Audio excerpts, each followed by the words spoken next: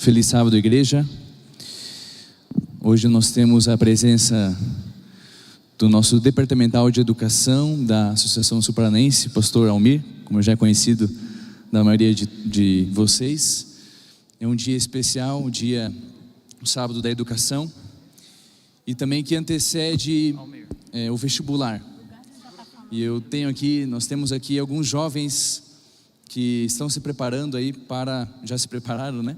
Para o vestibular que vai acontecer amanhã, né? E eu queria saber, a nossa igreja aqui quer ver os vestibulandos da nossa igreja. Por favor, os vestibulandos podem se colocar de pé neste momento. Quem vai fazer vestibular, nós temos alguns lá em cima. Vocês vão receber também um brinde aí dos jovens, do Ministério Jovem, para você que está fazendo vestibular aí amanhã ou algum outro final de semana. Quantos vestibulandos nós temos aí? Temos lá em cima, 2, 3, mais alguns aqui. Muito bem. 2 lá, né?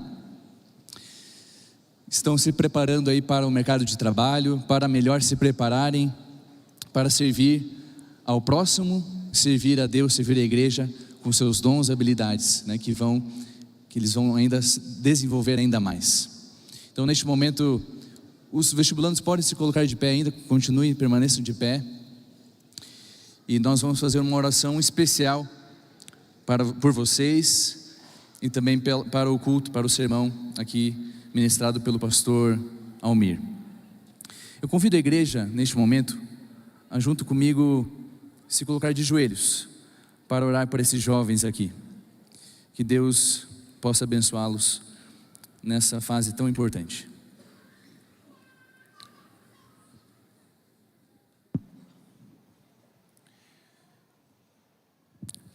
Nosso bom Deus, graças te damos, Senhor, por tudo que o Senhor faz em nossas vidas, Pai. E por tudo que o Senhor fará na vida de nossos jovens que estão se preparando para o mercado de trabalho, para a vida profissional, Senhor, para desenvolver os seus dons, capacidades, habilidades que o Senhor concedeu, a fim de servir o próximo e servir a tua igreja, Senhor, com os seus dons. Alguns serão médicos, advogados, professores, pastores. Há tantos dons aqui acumulados nessa igreja, nesses jovens, Pai. Há tanta energia, tanto vigor.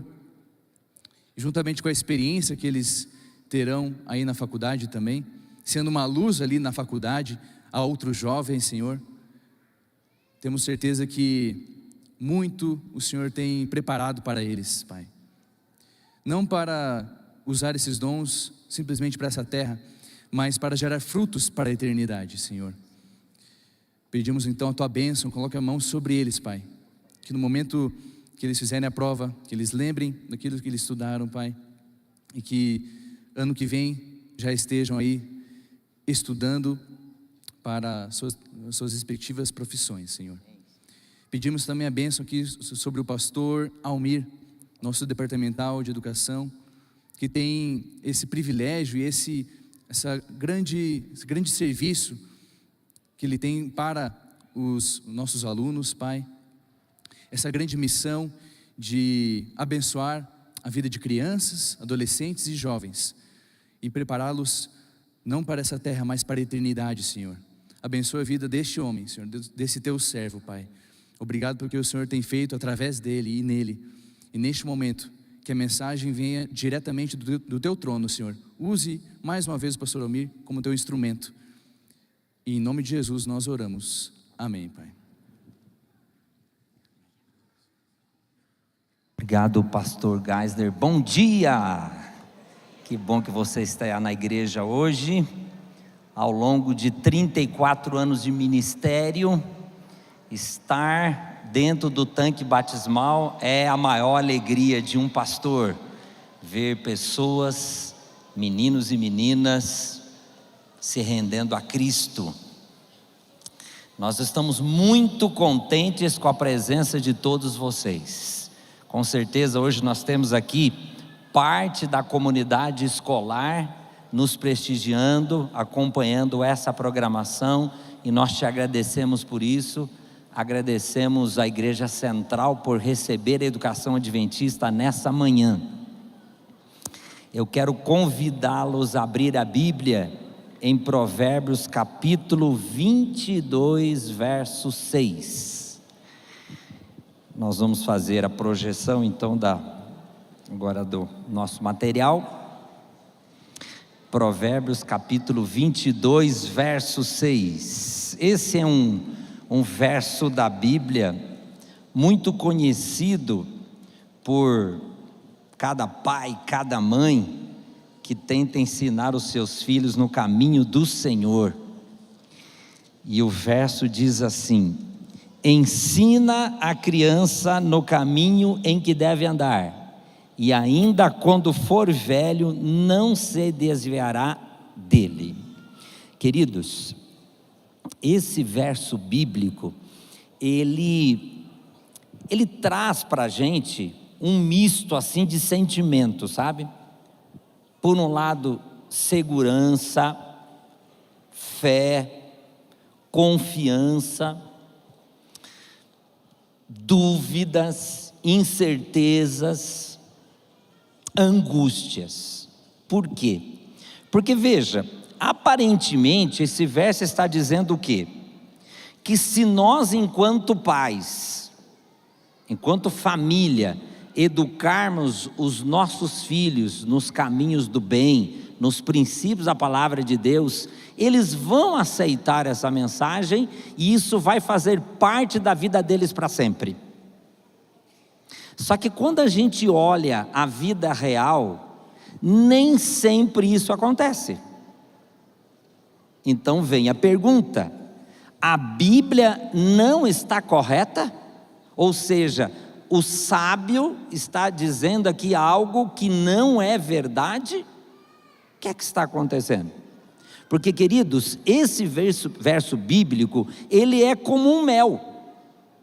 Quando os nossos filhos, ao se tornarem jovens e adultos, escolhem permanecer nos caminhos que nós ensinamos. É mel. A gente lê o verso e pensa: Deus cumpriu a sua promessa. Eu me dediquei, eu me esforcei, deu tudo certo. Agora eu pergunto para você que está conosco aqui no templo ou pela internet: e quando, a despeito dos seus esforços, dos meus esforços, porque eles sempre não são totais, né? Não há um poder em si no próprio esforço. E quando os filhos resolvem seguir outros caminhos, porque isso é possível, né? Pela própria liberdade de escolha que Deus deu ao ser humano. Que tipo de sentimento vem no coração? Eu fico imaginando coisas do tipo: o que será que eu fiz e que eu não deveria ter feito e que não foi uma influência positiva para os meus filhos? Ou, o que é que eu não fiz e que eu deveria ter feito?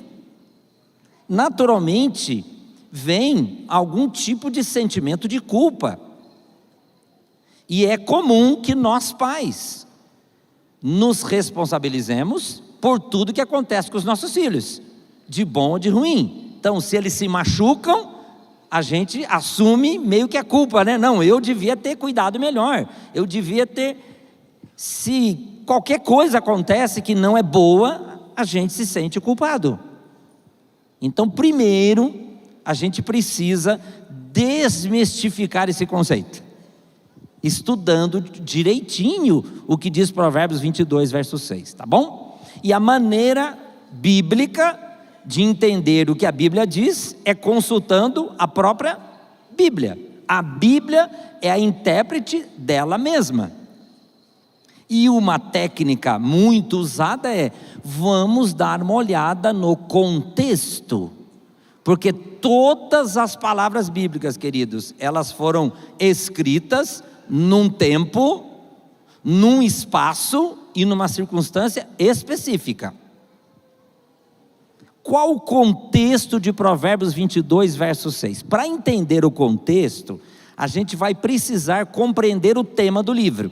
Porque eu não sei se vocês sabem, imagino que a Beora saiba disso, Embora a Bíblia tenha assuntos muito diversos, e às vezes num livro da Bíblia se trata de muitos temas, sempre existe um tema central daquele livro.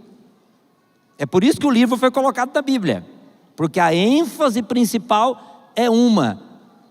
Vários assuntos são tratados, mas existe um fio condutor, né? um caminho, uma medula central que vai guiando o estudo do livro. E a gente já sabe disso, quer ver? Vamos ressuscitar agora aqui o bom e tradicional concurso bíblico. Quem é adventista de outras gerações como eu sabe o que eu estou falando, né? Eu vou perguntar e você responde, tudo bem? É simples, eu vou perguntar, eu vou dizer o tema e você vai dizer qual livro da Bíblia fala desse tema. Combinado, pessoal? Isso aqui é uma escola, é uma sala de aula e vocês vão participar agora. Vou começar bem fácil para ninguém ter medo de responder. Eu vou falar o tema e você fala em voz alta o livro da Bíblia se você souber. Certo? Então vamos lá. Alunos, criação do mundo. Gênio, tá vendo como vocês sabem? Fim do mundo. Apocalipse. Vou ficar um pouquinho mais difícil? Vamos complicar um pouquinho mais? Mas nem tanto, né? Profecia. Daniel, Isaías e outros. Poesia. Salmos. Então agora a pergunta que nos interessa é: qual o tema central do livro de Provérbios? É o livro. Qual é o tema central? Vou dar uma ajuda, porque professor da escola adventista, ele gosta que os alunos acertem. Então olha, eu vou dar uma pista. O tema do livro de Provérbios está no nome do livro. Agora eu vou perguntar, vamos lá. Qual o tema do livro de Provérbios? Provérbios. Pastor Almir, eu não sei bem o que é Provérbios. Sabe sim. Como bom brasileiro, como bom paranaense curitibano, você sabe o que é provérbio. Só que a gente não fala provérbios no dia a dia. A gente chama isso de ditado popular. Será que você consegue lembrar de algum ditado popular bem conhecido? Eu vou dizer o começo e você termina o provérbio popular. Pode ser? Água mole em pedra dura? Viu como é fácil? Água mole em pedra dura, tanto bate até que fura. Pergunto para vocês, meus alunos, esse provérbio é verdadeiro ou falso? Verdadeiro ou falso? É verdadeiro. O que ele está querendo ensinar? Que você tem que ter o quê? Garra e persistência. Você quer ter sucesso na vida. Se você não tiver persistência, perseverança, não chega a lugar nenhum. É um bom ensinamento para os filhos da gente ou não? Com certeza, só vence na vida quem tem perseverança. Sabe onde quer chegar e não desiste. Agora eu pergunto para você que diz que o provérbio é verdadeiro. Todas as vezes que a gente persiste em alguma coisa, a gente consegue? Não. Então o provérbio é falso. Na verdade, ele é verdadeiro e é falso ao mesmo tempo, porque o objetivo dele não é transmitir um princípio. Qual é o provérbio que está atrás de água mole em pedra dura, tanto bate até que fura? A perseverança. E esse é um valor importante para a vida das pessoas de sucesso. Será? Então vamos para outro. Eu falo e vocês terminam, ok? Vamos ver se aqui em Curitiba vocês conhecem esse ditado popular. Casa de ferreiro, espeto de pau. O que será que esse provérbio está querendo dizer? Casa de ferreiro e o espeto é de madeira? É de pau? Como assim? Esse provérbio é verdadeiro ou não? Pior que é, viu gente? Vocês já viram? Não é uma generalização, tá? Mas vocês já viram que geralmente os construtores, os pedreiros terminam a casa de todo mundo, menos a dele? Perceberam isso ou não? E o eletricista que ilumina o bairro inteiro e a lâmpada na casa dele é amarrada num fio, já viu isso ou não? E o professor que o filho fica reprovado na escola? Esse provérbio é verdadeiro ou não? É. O que ele está querendo ensinar? Olha, cuidado que você está olhando para atender muitas coisas e está deixando de olhar para quê? Para a sua própria vida, para a sua família. Lembra? Ama teu próximo como a ti mesmo. Agora esse provérbio também é falso, viu? Porque eu conheço pedreiros que a casa dele é concluída, não falta nada, e eletricista que na casa dele tem até lustre, e professor que o aluno é a nota 10 na sala de aula. O que esse provérbio está querendo ensinar? Justamente que você precisa ter alguns focos na vida. Bom, o último provérbio popular, para a gente voltar para o provérbio bíblico, porque é isso que interessa. Cuidado agora, porque você pode cair numa pegadinha, porque eu sei que alguns genros e que algumas noras têm o hábito saudável de almoçar na casa da sogra todo sábado. Deve ter alguns aqui, todas as igrejas têm. Então eu vou falar um provérbio popular e você vai dizer se concorda ou não. Eu estou avisando antes para você não perder o almoço hoje, tudo bem? O provérbio popular é: feliz era Adão que não tinha sogra. Você concorda ou não?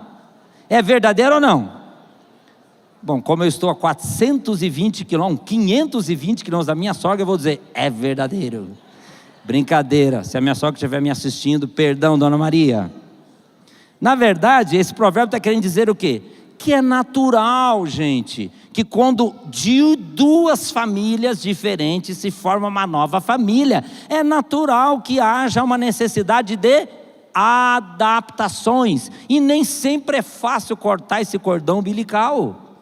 Mas não está dizendo que as sogras não são boas pessoas, muito pelo contrário. Agora falando para a minha sogra, né? Eu tenho a minha sogra como a minha segunda mãe. É só um ensinamento geral, não é infalível. Não é infalível. Tem relacionamento genro, nora e sogra que não é bom, e tem relacionamento genro e nora com sogra que é ótimo. Isso depende de quê? Do ser humano tomar suas decisões. Então agora, deixa de lado os provérbios populares e vamos para o que interessa, o provérbio bíblico. Vamos ler de novo? Ensina a criança no caminho que deve andar, e ainda quando for velho não se desviará dele. Qual é o ensinamento desse provérbio? Ele não é uma verdade absoluta por causa da liberdade de escolha. Qual é o ensinamento dele? Em vez de olhar para o final do versículo, olha para o início. A gente fica com os olhos no final. Não se desviará dele. Não, olha para o início. Qual é o verbo? Ensinar, ou, de acordo com a sua Bíblia, instruir. Então o nosso foco não deve ser no resultado. O resultado não nos pertence. Infelizmente, como pai, eu gostaria que o resultado me pertencesse, né? Porque eu iria garantir. Eu não tenho como fazer isso como pai, nem você como mãe. Mas uma coisa eu e você podemos fazer, que é o quê? Ensinar. E eu queria agora abrir com vocês algumas possibilidades de estratégias para a gente ensinar os filhos, para quem sabe, se eles exercerem a sua liberdade de escolha de forma correta, eles se firmem nesse caminho até o fim. Amém? Então vamos dar uma olhada de novo nos slides, por favor? O primeiro ensinamento que a gente vai estudar novamente hoje aqui é esse. Deixa eu voltar aqui um minutinho, que tem um delay, né? Isso, oração. Isso é uma batalha espiritual, queridos pais, avós, familiares que estão aqui comigo. Isso não é simplesmente uma questão de preparar para essa vida. Está envolvido uma questão espiritual, um grande conflito entre o bem e o mal, que querem tomar conta da mente dos nossos filhos. E se isso é uma batalha espiritual, nós precisamos usar armas espirituais. E uma das mais poderosas armas espirituais, queridos, é a oração. Vejam o que diz o livro Lar Adventista. se as mães tão somente sentissem a importância de sua missão, olha o que está sublinhado, se dedicariam muito à oração secreta, apresentando seus filhos a Jesus, implorando sobre eles suas bênçãos e suplicando sabedoria para desincumbir-se retamente de seus sagrados deveres. Oração secreta, oração pelos filhos. E eu preciso dizer uma coisa para vocês. Eu não sei se você tem filhos, quantos filhos você tem, mas eu e a Leia, minha esposa que está conosco aqui na igreja, nós temos 2 filhos, já adultos, né? A Mirle, que tem 30 anos, já é casada com o Tiago, e o Juninho, né? Que eu botei meu nome no segundo filho, o Almir, que ainda é solteiro, mas tem 26 anos, já segue a vida deles. E é interessante que ao olhar para a vida dos nossos próprios filhos, a gente observa uma realidade, eles são muito diferentes um do outro. Fisicamente até se parecem por conta da genética, mas temperamento, fase da vida vai mudando, né? E eu me lembro que eu conversava com a Leia, olha que coisa, né? A Mirle tem 8 anos e o Juninho tem 4, nada a ver, gente. As perspectivas, realidades, expectativas da Mirle com 8 anos não tinha nada a ver, né, querida, com o Juninho com 4. Aí pulou mais 4, ela com 12 e ele com 8, nada a ver. 16 e 12, nada a ver. Ou seja, não dá paz para a gente se limitar àquela oração genérica. Sabe aquela oração genérica? Senhor, abençoa os meus filhos, que eles sejam pessoas de bem, sigam nos teus caminhos. Essa oração é boa, mas tem uma oração melhor do que essa. É a oração específica por cada filho. Porque cada filho tem uma índole, tem uma situação momentânea de vida, estão em fases diferentes. Ah, pastor, não me diga isso, eu tive muitos filhos. Então você vai ser um pai e uma mãe de oração. Vai criar calo no joelho de tanto orar, né? Cada filho e cada filha precisa das suas orações de forma específica. E eu vou dizer uma coisa para vocês, uma ilustração, é só uma ilustração, não é verdade, tá? Porque Deus não depende disso. Mas eu fico imaginando que se as orações seguem uma fila até Deus, e não é assim, tá, pessoal? É só uma ilustração. Deus, Ele ouve todas as orações de todos nós ao mesmo tempo. Ele é onisciente. Mas se houvesse uma fila, eu acho que deveria ter uma fila preferencial para a oração de pai e mãe que ora pelo seu filho. Chegou no céu uma oração de pai e mãe, passa na frente, porque Deus é pai e sabe o que eu e você passamos. Entenderam? Tem que orar fervorosamente pelos seus filhos.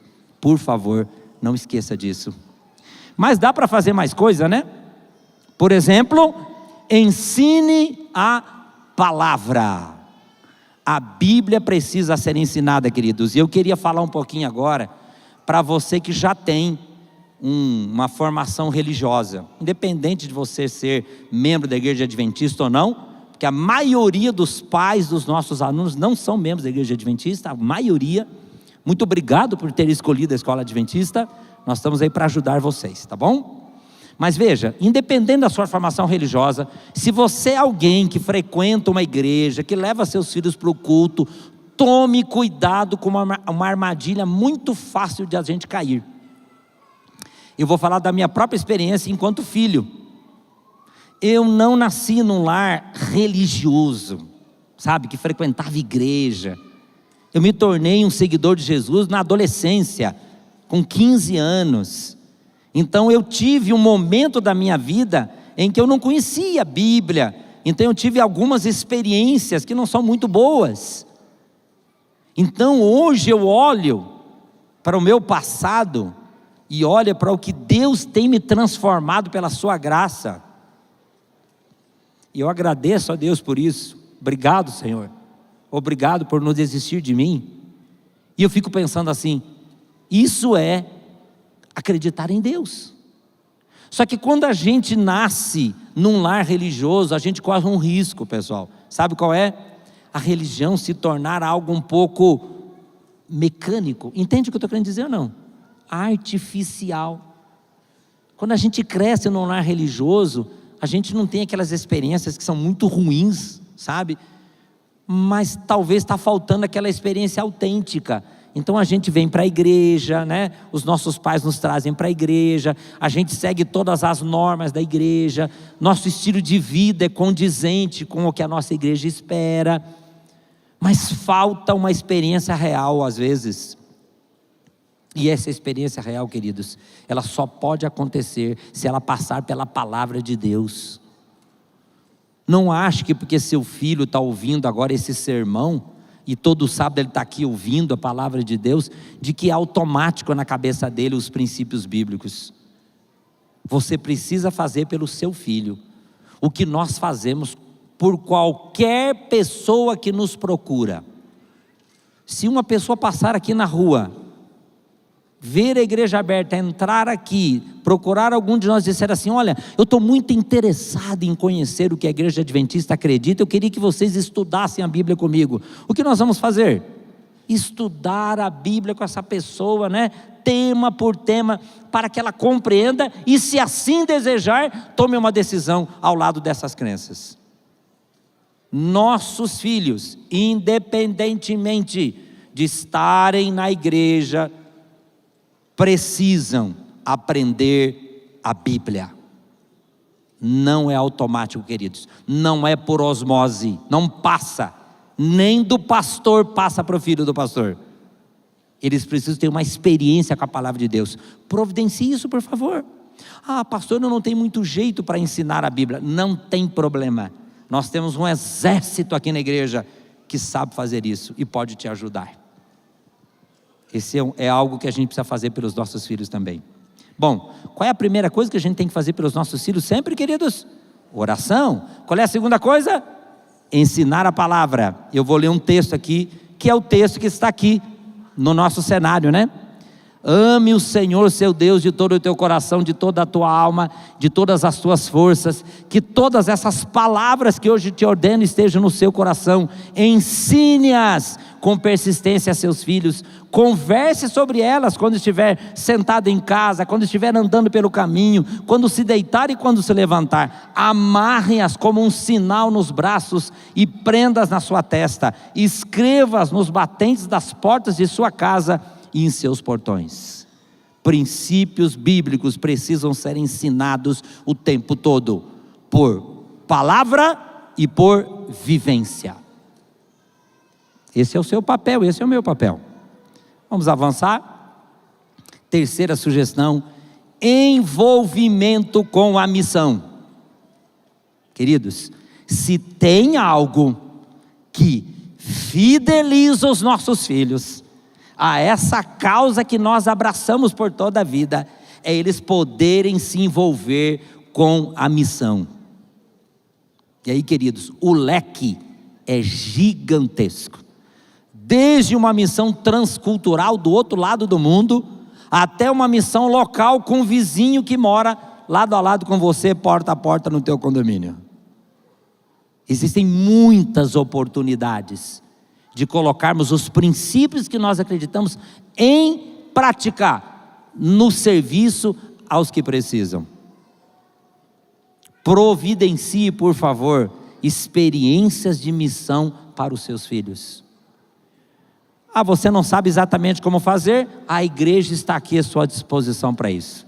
Eles podem ajudar nas atividades da igreja, nos cultos, nas nossas atividades sociais, nas nossas atividades diretamente missionárias. Espaço e oportunidade tenha vontade. Estimule os seus filhos, envolva os seus filhos com a missão. Os nossos meninos e meninas, queridos, precisam de uma causa. E eu pergunto: existe alguma causa maior na vida do que a salvação das pessoas? Olha o que David Livingstone, aquele tremendo missionário, escreveu: Deus tinha um único filho e fez dele um missionário. Jesus atravessou as galáxias e veio a este mundo como um missionário para nos salvar do mal. Vamos transformar nossos filhos também em missionários do bem. Quero dar mais uma sugestão, se vocês me permitem. Olha, Eu amo essa igreja por várias razões. E uma delas é que essa igreja não é só uma igreja. Ela é uma rede de apoio. Eu não sei se vocês, viajando aí pelas estradas do Brasil, já perceberam que em algumas estradas brasileiras existem algumas placas, sinalizações dizendo assim: rede de apoio. E aí uma porção de ícones, né? Um ícone para combustível, um ícone para hotel, um ícone para toaletes, banheiras, um ícone para banco, e assim vai. São lugares especialmente preparados, queridos, ao longo de um caminho, de uma estrada, para tornar a sua viagem mais segura, mais confortável. É por isso que existe aquela gama de serviços num determinado lugar, para que a sua viagem seja mais fácil. Eu preciso abastecer? Lá tem combustível. Eu preciso me alimentar? Lá tem um restaurante. Eu preciso tirar um pouco de dinheiro? Lá tem um caixa eletrônico e assim por diante. A igreja adventista, queridos, não é só uma igreja. Ela é uma rede de apoio para você e para mim. Para a nossa família. Querem ver? Olha só. Eu coloquei alguns exemplos aqui na tela para mim e para você. Escola sabatina. Vocês já perceberam a estrutura que está em volta da escola sabatina? Você pode olhar isso por várias facetas. Por exemplo, estrutura física. Não é fácil, viu? Você conseguir uma área, construir uma igreja adventista. É fácil construir uma igreja? Demanda muitos recursos. Mas qual o cuidado que todas as igrejas adventistas têm? Nós não podemos limitar o espaço físico da igreja ao seu auditório principal. Nós precisamos construir salas auxiliares. Para quem? Para as diferentes faixas etárias dos nossos filhos. Desde os recém-nascidos até os jovens. Só que estrutura física ainda é o menor dos desafios. Você precisa ter o quê? Um programa que acontece dentro da sala. Então você tem que ter materiais. Agora vocês imaginem que a cada 3 meses nós mudamos o tema do estudo bíblico que nós fazemos na lição da escola sabatina. Então a cada 3 meses nós temos que ter lições preparadas para cada faixa etária. Já pensaram? Hall do berço, jardim da infância, primários, juvenis, adolescentes, jovens e adultos. Isso dá muito trabalho. Gente que sabe fazer tem que ser contatada e começa a trabalhar muito tempo antes para preparar os materiais. Eles têm que ser revisados, impressos, disponibilizados, e a gente tem que treinar. Treinar quem? Aí vem a minha maior gratidão ao time da escola sabatina. Os professores e as professoras. Vocês moram no meu coração. Vocês são demais. Voluntários que semana após semana preparam os materiais, se apresentam diante das crianças para falar sobre o amor de Deus. Isso é lindo. Lindo. E eu conheço algumas igrejas cujo material que é comprado para utilizar nas classes das crianças é pago pela própria professora, porque a igreja não tem condição financeira para comprar todos os materiais, e ela doa o seu recurso, o seu tempo a si mesmo. Isso é lindo demais. Agora, aquela pergunta que não quer calar, queridos pais que estão conosco: nós estamos aproveitando essa oportunidade que a igreja nos dá, esse apoio? Nossos filhos, eles estão chegando para a escola sabatina? Nós temos o material da escola sabatina para estudar em casa? Nós estudamos com os nossos filhos todos os dias? Ou a gente está deixando passar essa oportunidade? A escola sabatina está à sua disposição. Junto com o Ministério da Criança e do Adolescente, que fazem um trabalho em parceria, existem muitas atividades para a faixa etária do seu filho. Ele está envolvido? Queridos, não é automático. Eu tenho que ensinar para ter alguma chance. Se eu não ensino, nem chance eu tenho. Mas não é só Escola Sabatina e Ministério da Criança e do Adolescente não. E desbravadores e aventureiros então? Gente, olha, eu vou dizer uma coisa para vocês. Eu já fui diretor de clube, desbravador, pai de desbravador e aventureiro, né, Leia? É impressionante. Esse pessoal que lidera clube de desbravadores e aventureiros, esse pessoal é tudo maluco, né? Vocês sabem, né? Não, é impressionante. Eles são os meus super-heróis. Não é possível. Eles são voluntários que trabalham a semana inteira igual você e eu. E quando chega no final de semana, o que eles fazem? Passa o tempo todo atrás desses meninos e meninas, nos aventureiros e nos... Não, gente, esse pessoal é demais. É demais, eles doam a própria vida. Aí vem a pergunta, né? Nós estamos aproveitando esse apoio que a igreja nos dá? Isso é um apoio. Existem estatísticas que comprovam, estatística, pessoal, que a possibilidade de um menino ou menina que cresce nos caminhos de Deus e passa pelo clube de aventureiros e desbravadores, abandonar a fé que foi ensinada é quase zero. Não é zero porque tem liberdade de escolha. Por quê? Porque essa é uma influência muito forte. Se você já foi desbravador na vida, aventureiro, se você sabe o que eu estou falando. Está na veia. Vocês conhecem alguma outra igreja que oferece esse tipo de programa? Não tem. Tanto é que a gente está na rua e eles acham que a gente é escoteiro. Não é verdade? Que coisa linda. Você está aproveitando esse apoio? E agora eu tenho que entrar no motivo pelo qual eu vim aqui hoje. Escola Adventista, gente. Escola Adventista é uma ideia que Deus deu para a nossa igreja. Não é simplesmente para a gente ocupar um lugar no mercado, né? Ensinar para essa vida. Isso tudo faz parte. Óbvio. Antes de chegar no céu, nós temos que passar por essa vida. Mas a principal razão porque existe escolas na igreja adventista tem a ver com a transmissão dos nossos princípios. E sem entrar em polêmica, porque nós estamos vivendo em tempos perigosos no Brasil, eu não preciso lembrar você de que existe um conflito entre o bem e o mal pela mente dos nossos filhos. E escola é importantíssimo nesse cenário. Se eu quero que os meus filhos sigam valores que eu creio, eu preciso procurar uma escola que tenha valores afins com os meus. Está lógico isso ou não está? Obrigado, porque você pensou assim. E a despeito de todas as dificuldades, né? E eu sei que tem muitas, né? Distância geográfica, até algumas questões financeiras e outras questões, você acredita na educação adventista. Muito, muito obrigado. Ela existe para isso. Para todas as manhãs ou todas as tardes, dependendo do turno que o teu filho estuda, a escola poder te ajudar.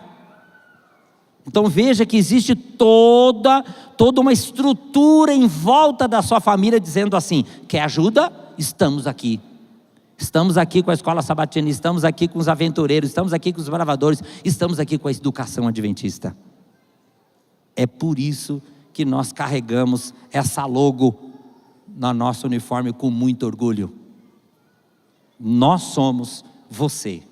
Nós somos a sua família de segunda a sexta-feira.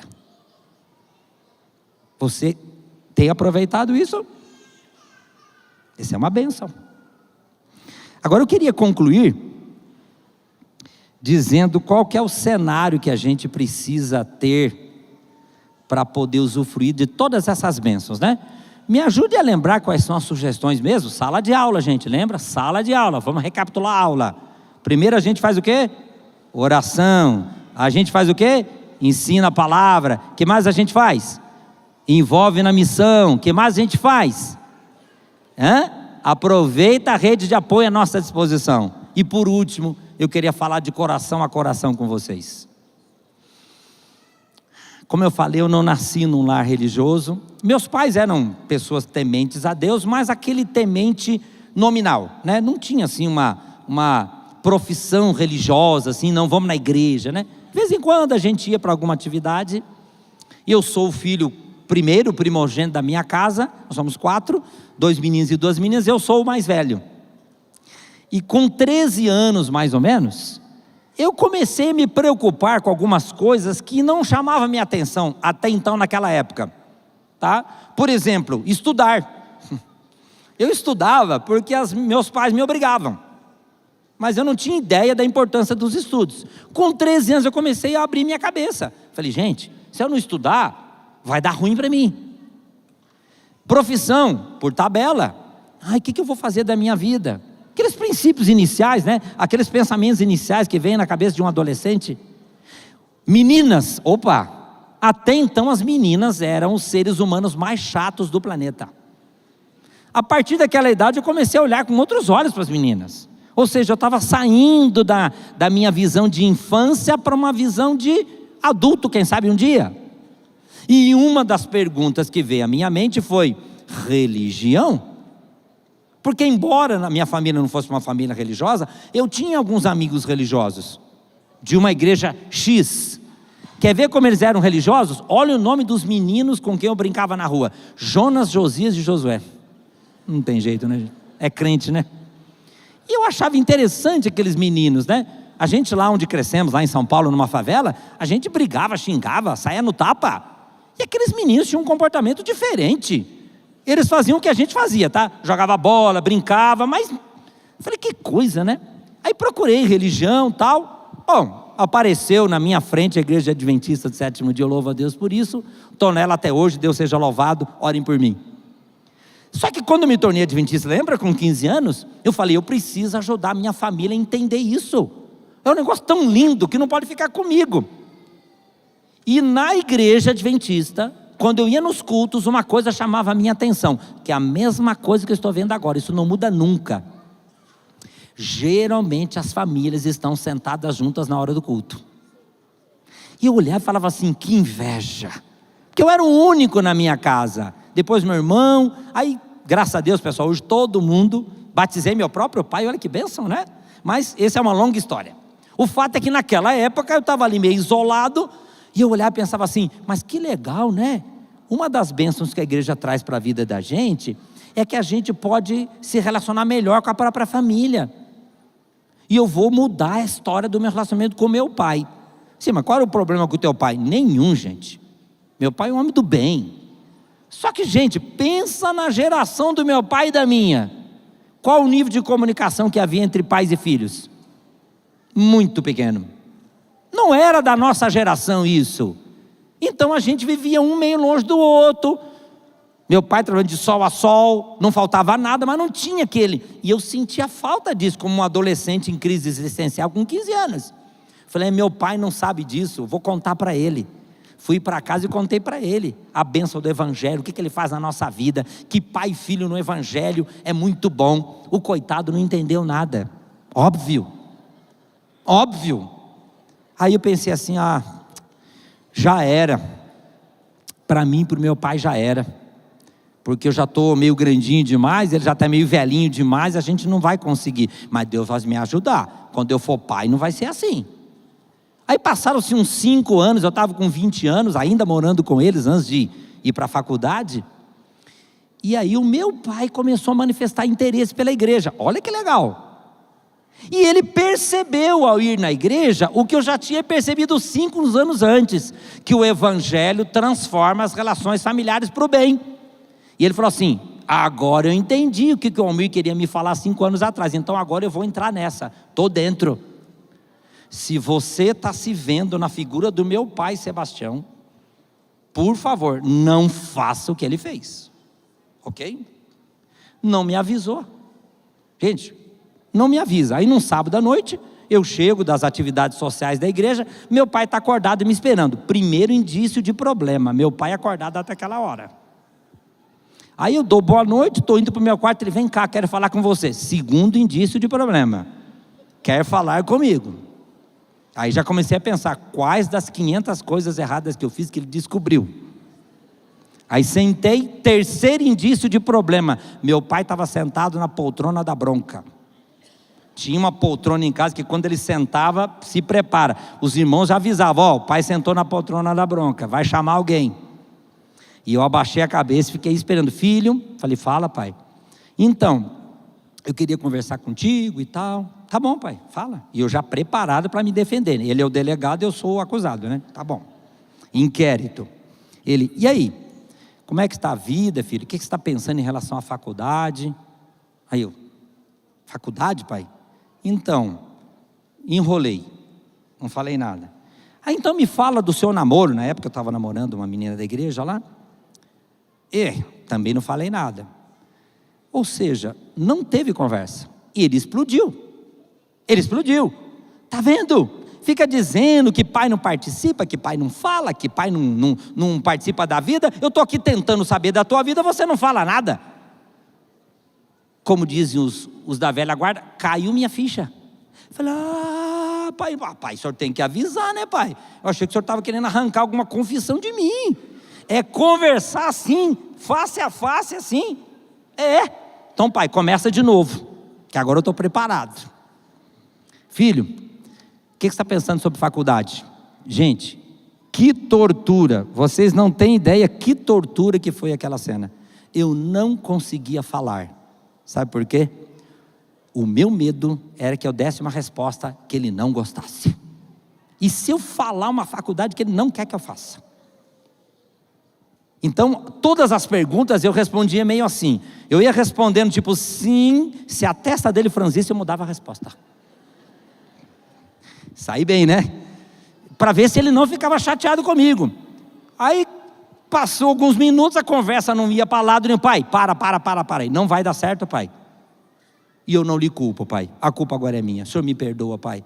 Mas a gente nunca teve esse tipo de diálogo na vida. Como é que a gente vai fazer isso agora, pai? Eu estou morrendo de medo aqui.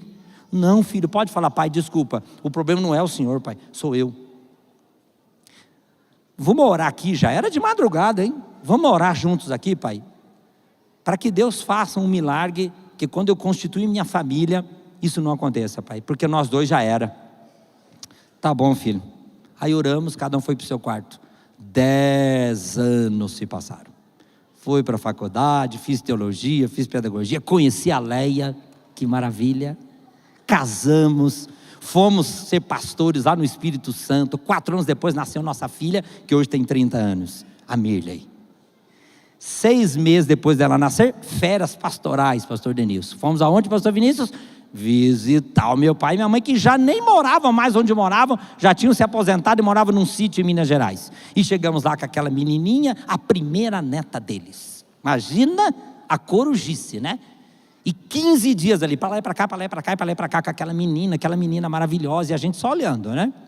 Curiosamente, nos 14 dias, porque no último dia foi diferente, nos 14 primeiros dias, a cena era a mesma, o roteiro do filme era o mesmo. A gente levantava, ia todo mundo para a mesa da cozinha lá no sítio, e comia.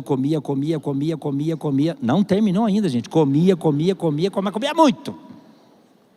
Ia para a sala, vamos fazer um culto em família, olha que coisa linda.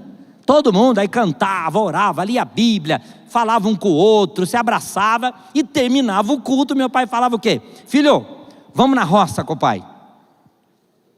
Gente, eu não nasci na roça. Eu amo sítio. 3 dias. E a culpa não é do sítio, é minha. A culpa não é do sítio, é minha. Gente, eu cresci numa favela. O som ambiente que a gente escutava era tiro. No sítio, você não ouve nada. No máximo é passarinho. Se for muito perigoso, onça. Tudo bem, mas meu pai é meu pai. Falei, pai, vamos lá. E subi a montanha, porque em Minas tem muita montanha. E sobe a montanha. Todo dia a mesma coisa. E era a mesma história. Ele olhava e falava assim, filho, você viu como é que a lavoura desenvolveu de ontem para hoje? Eu nem vi a lavoura no dia anterior, mas como é que desenvolveu? Mas tá bom, pai. Voltava. Na 14º dia à noite, eu e Leia, a neném no quarto. Falei, Leia, amanhã nós vamos viajar de volta das férias. 1000 quilômetros de Fusca naquela época, né? Vai ser, nem rádio tem nesse carro, vai ser terrível. Então a gente precisa almoçar e sair. Porque senão, E é o seguinte, amanhã eu não vou na roça com o pai. Ela, o quê? Falei, não vou. Eu conheci a sua teimosia depois que conheci o seu pai, querido. Isso é de família, é genético. Seu pai vai te arrastar para a roça. Falei, não vai, porque eu já tenho a desculpa perfeita. Qual é? Pai, a gente vai viajar, tem que arrumar a mala, porque daqui a pouco a gente tem que almoçar e sair. Beleza. No outro dia, vai para a cozinha, come. Vai para a sala, culto. Acabou o culto, ele, vamos na roça. Eu virei de costas para ele e falei, olhando para a parede, hoje não vai dar, pai, a gente tem que viajar. Silêncio. E eu olhei para trás do meu pai com os olhos cheios de lágrimas. Filho, você tem que ir comigo na roça, porque eu tenho que conversar um assunto particular com você. Eu olhei para minha esposa, que já estava dando risada nessa hora, né? Falei, pai, o senhor está de brincadeira. O senhor me levou 14 dias no meio da lavoura e não falou nada e quer falar agora. Filho, todo dia eu fui para te falar, mas eu não tive coragem. Aí eu vi que era sério. Falei, peraí, vamos na roça, pai. Subimos a montanha, sentamos embaixo de uma figueira que está lá até hoje, numa pedra. Pai, o que aconteceu, pai? Então, filho, eu acho que eu e a mamãe vamos nos separar. Falei, não acredito, pai. O que é isso, pai? Eu não acredito que você é filho de pai separado depois de velho. O que aconteceu, pai? Eu conheço o senhor, pai. Eu sou igual ao senhor. Um teimoso. O que o senhor fez para a mãe? Não fiz nada, filho, esse é o problema. Eu agora não estou seguindo a igreja também? Falei, eu sou de Jesus, filho. O que está acontecendo com a sua mãe? Falei, mas o que ela está fazendo? Eu não posso nem encostar na sua mãe. Qualquer coisa que eu falo, sua mãe vem com pau e pedra em cima de mim. Ela está muito irritada. Falei, pai, minha mãe é uma pessoa que tem muitas fragilidades de saúde, sabe? Falei, pai, o senhor já levou a mãe para o médico? A mãe pode estar com algum problema de saúde. Levei, filho, e esse é o problema. Falei, o que aconteceu, pai? O que a mãe tem? Não, o médico falou que é normal, que agora ela está entrando na menopausa, que eu não me preocupe. Então, filho, eu estou aqui para perguntar para você, o que eu faço com a menopausa da sua mãe?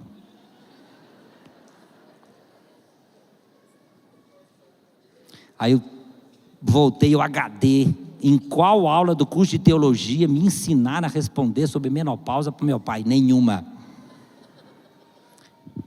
Pedi a Deus, Senhor, me ajuda. Falei algumas coisas lá, irmã, que eu não me lembro o que é, mas salvamos o casamento deles, viu? Vamos fazer quase 60 anos de casados, Deus seja louvado. Se você está precisando de um conselho nesse tema, não me pergunte, que eu esqueci o que eu falei, ok? Mas o mais importante não é isso, queridos, e eu termino com isso. Sabe o que foi? Quando nós descemos a montanha, meu coração faltava sair pela boca. O que tinha acontecido? Aquela oração de 10 anos atrás, irmão, Deus tinha respondido. O meu pai ter coragem de conversar comigo sobre um tema que hoje pode ser até muito básico para nós, mas para aquela geração e para o meu pai e para mim não era. Deus tinha rompido a barreira entre eu e meu pai. E tudo mudou dali em diante, queridos. Podemos conversar sobre qualquer assunto, podemos ter pensamentos divergentes, não importa. Meu pai é meu pai e eu sou o filho dele, e a gente se ama e se conversa todo dia, sem exceção, ele e minha mãe. Mas naquela viagem, voltando lá, lembra a viagem de 1.000 quilômetros no Fusca? A Leia e a nenenzinha no banco traseiro, obviamente por segurança, né? E eu sozinho ali no Fusca, dirigindo 1.000 quilômetros, e imaginando o meu futuro. Olha o meu futuro que eu imaginei. E já chegou, tá? Já passaram os tais 30 anos. Eu pensando no meu futuro. Sabe como eu imaginei meu futuro? Bom, a gente cria a Mirley, depois até teve o Juninho, tal, os filhos, né? E eles crescem, vão estudar no internato, conhece alguém, se casa, beleza. Aí tem filho, ela não tem filho ainda, falta só essa parte, viu, Lé?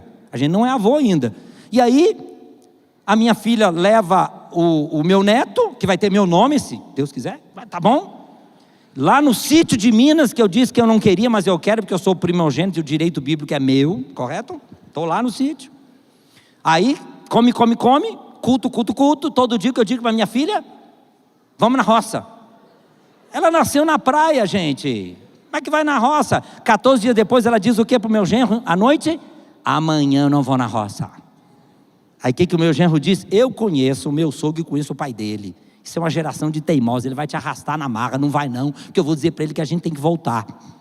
Aí no outro dia ela fala assim: não vou na roça, meus olhos enchem de lágrimas. Olha que situação. Mas não é possível. Tá bom, filha, vamos comigo. Aí a gente sobe, o sítio é o mesmo, a figueira é a mesma, porque a figueira não morre, a pedra é a mesma, e a conversa é a mesma. 30 anos depois. Então eu dizendo assim: filha, é a menopausa da tua mãe, me salva. A partir daquele momento, eu e minha filha rompemos a barreira de comunicação entre nós. E ela com 30, e eu com quase 60, a partir dali nós nos tornamos verdadeiros amigos. Eu suei frio quando eu pensei nisso. Não é possível. Eu não posso culpar os meus pais, concorda ou não? Mas eu sou responsável por mudar essa história. E todo o nosso investimento enquanto família é manter a comunicação aberta com os nossos filhos. Já são adultos, estão fazendo suas próprias escolhas, algumas a gente não concorda muito, mas são os nossos filhos. São os nossos filhos. É para nós que eles têm que perguntar. Quando eles tiverem dúvidas na vida, é para nós que eles têm que perguntar: o que vocês acham? Então eu queria desafiar você no término do nosso culto. Junta esse pacote todo: oração, ensinar a palavra, envolver na missão, usar a rede de apoio da igreja, num ambiente de relacionamento saudável. Pais e filhos. E antes que você diga: o senhor não conhece a minha casa, pastor. Para mim, para o meu filho, para minha filha, ou para mim, para o meu pai, para minha mãe é difícil. Não é. Era impossível para mim, para meu pai. Então eu queria fazer um apelo para você.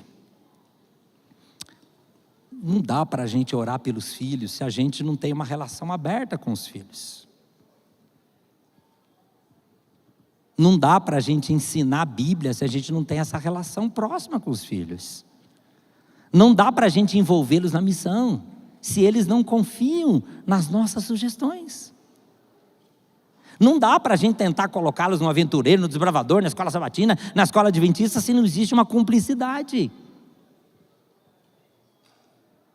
Então eu vou dizer para vocês uma coisa para a gente terminar. Filho é filho, não importa o que ele está se tornando na vida. Filho é filho, não importa quais são as suas escolhas. Se você não concorda com algumas escolhas dos seus filhos, eu pergunto: se você mantiver o canal de comunicação aberto, você tem chance. Se você fechar o canal de comunicação, você não tem chance nenhuma. Então, se você tem que engolir alguns sapos, engula. Engula. Se você tem que conviver com algumas situações, conviva. Pastor, mas eu não posso ser negligente. Não é disso que eu estou falando. Você acha que os seus filhos estão fazendo algumas escolhas com as quais você não concorda, é porque você não ensinou? Claro que não é isso. Eles são livres. Ou seja, queridos, seja seus filhos pequenos, e você pode influenciar muito, ensina no caminho que deve andar. Seja com seus filhos jovens, adultos, eu e você não podemos desistir. Sabe por quê? Porque Deus não desistiu deles. Deus não desistiu da sua família.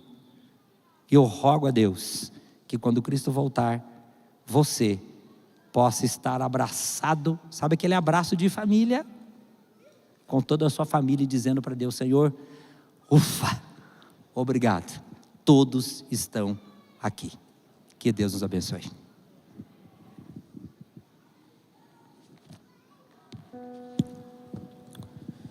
Cante conosco: sou de Jesus.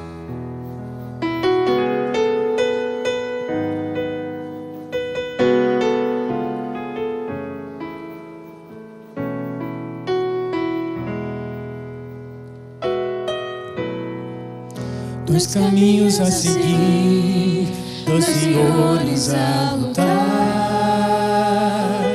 Qual dos dois irei seguir? Há só uma decisão.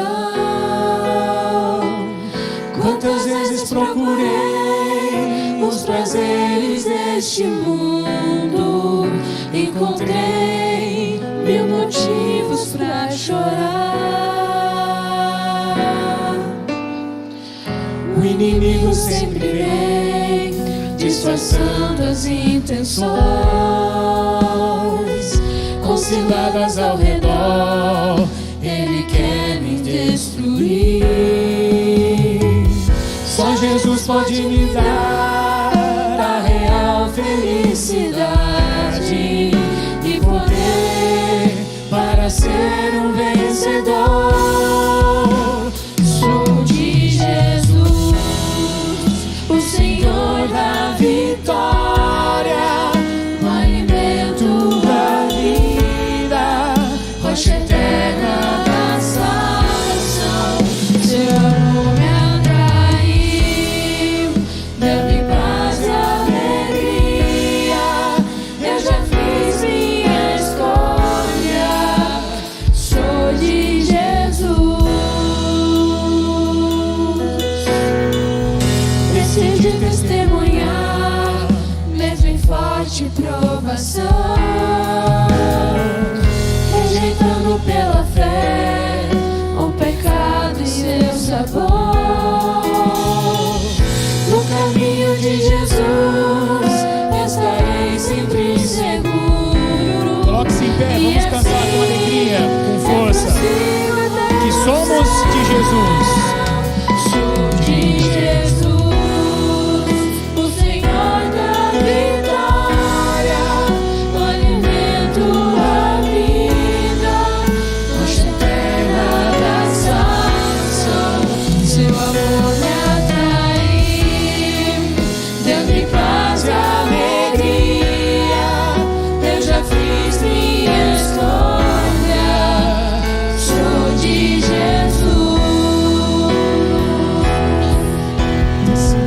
Testemunhar, mesmo forte Sem temer, sem hesitar, eu escolho Jesus. Sou de Jesus, o Senhor da vitória, o alimento da vida, rocha eterna da salvação. Seu amor me atraiu, deu-me paz e alegria. Eu já fiz minha escolha, sou de Jesus. Eu já fiz minha escolha, sou de Jesus.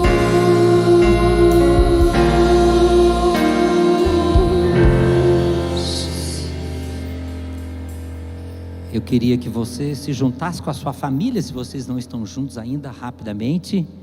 Querida, vem cá para orar junto comigo, como família. Vamos orar pelos nossos filhos.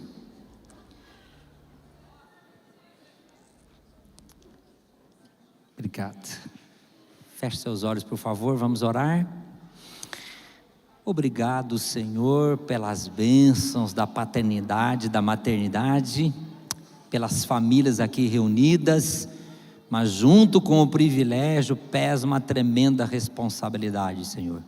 E com certeza, uma das maiores preocupações da nossa vida será o destino eterno dos nossos filhos, Pai. E nós queremos colocá-los em Tuas santas mãos agora. Colocar as famílias que estão planejando ter filhos e que ainda os terão. Colocar as famílias que têm seus filhos pequenos ainda junto a si. Colocar as famílias cujos filhos já se tornaram independentes, já não vivem mais com seus pais, já seguiram a sua vida. Colocar aquelas famílias que têm os filhos seguindo o caminho ensinado pelos pais e aquelas famílias cujos filhos estão fazendo outras escolhas, Pai. Isso é muito maior do que nós, Pai. É muito maior do que eu e a Leia, pela Mirle, pelo Tiago, pelo Juninho e pela Manu. É muito maior do que cada família que aqui está. Isso é algo para o Senhor, Pai. Então nós queremos nos entregar em Tuas santas mãos, Pai. Por favor, Senhor, nós queremos continuar orando pelos nossos filhos. Nós queremos continuar ensinando a palavra para eles, Pai. Nós queremos continuar motivando os nossos filhos a se envolverem com essa causa. Nós queremos aproveitar todas as oportunidades, Pai. Então derrama a Tua bênção sobre a Escola Sabatina, Ministério da Criança e do Adolescente, Desbravadores Aventureiros, Escola Adventista em especial. Aqui está a professora Neide conosco, apresentando todo esse time maravilhoso, Pai. Abençoa a nossa escola, abençoe todas as escolas adventistas, Pai. Mas sobretudo, Pai, trabalha nos nossos relacionamentos familiares, Senhor, para que num relacionamento saudável, de acordo com a Tua vontade, haja oportunidade da salvação ser oferecida, Pai. Por favor, a nossa oração é que quando Cristo voltar, assim como estamos juntos agora, estejamos juntos na eternidade. Olha pelos nossos filhos, onde estão, Pai. Agradecemos em nome de Jesus. Amém, Senhor. Amém. Deus abençoe a todos. Muito obrigado. Obrigado, querido.